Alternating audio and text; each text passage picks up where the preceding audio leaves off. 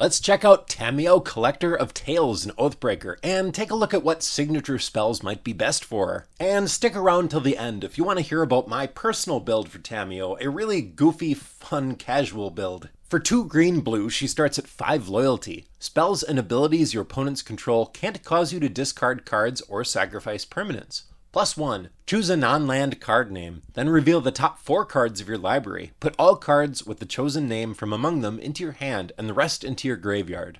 -3, return target card from your graveyard to your hand. Alright, first off, that +1 doesn't sound the best in a singleton format like Oathbreaker, because at best you're only getting 1 card off of this, and only if you're really lucky. But there are a couple easy ways we can build the deck to make that much better. The first is making a persistent petitioners deck, because you can have any number of them in the deck. And if you're running like 25 persistent petitioners, the chance of you hitting 1 or 2 or even 3 or 4 off the +1 is much better. If that's our game plan, Vitalize might be awesome. For just 1 mana, it's an instant that untaps all creatures you control. That's gonna let us reuse the persistent petitioner's tap abilities to mill your opponents out even faster, and it's especially better when you've got 4 or more of them. Benefactor's Drought for 1 and a green is an instant, untap all creatures. Until end of turn, whenever a creature an opponent controls blocks, draw a card. Draw a card. I feel like this is a lot better, but it's hard to say. Obviously it's more mana, but more importantly, it untaps all creatures, not just your own like Vitalize does. That's also part of what makes it better though, because that can draw you a lot of cards. You untap your opponent's blockers, and when they block, you draw a bunch of cards. Then again, if this is your signature spell, they can see it coming, so are they even going to attack your opponents if you've got the mana open? I don't know. At the very least, it cantrips, and you could always cast it on your turn if you didn't want to worry about that aspect of it.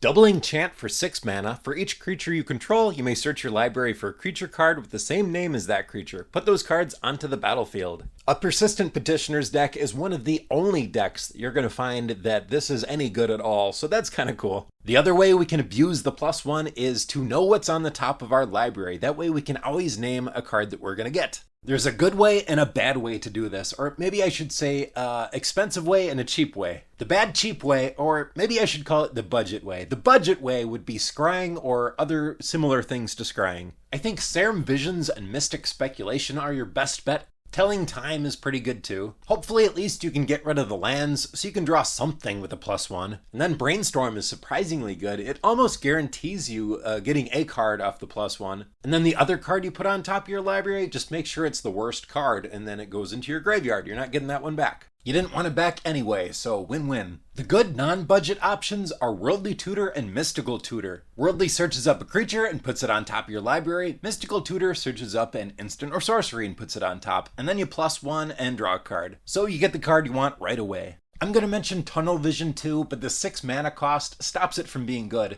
Name a card. Target player reveals cards from the top of their library until the named card is revealed. If it is, that player puts the rest of the revealed cards into their graveyard and puts the named card on top of their library. This is actually double good. Not only does it make the +1 good, but it makes the -3 good too, because it puts a whole bunch of cards into your graveyard that you can bring back with the -3. If you're really unlucky though, you could just wind up decking yourself. If the card you name is the last or very close to it, card in your deck, you're in big trouble.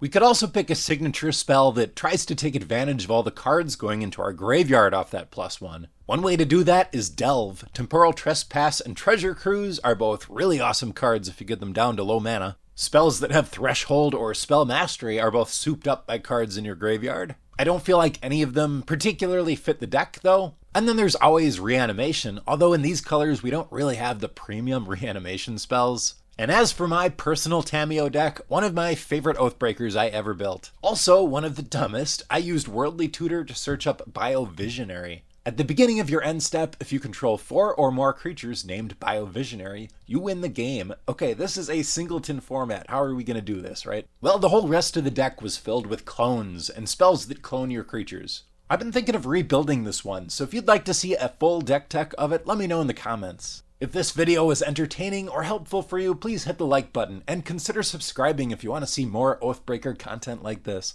Thanks for watching, and I will see you next time.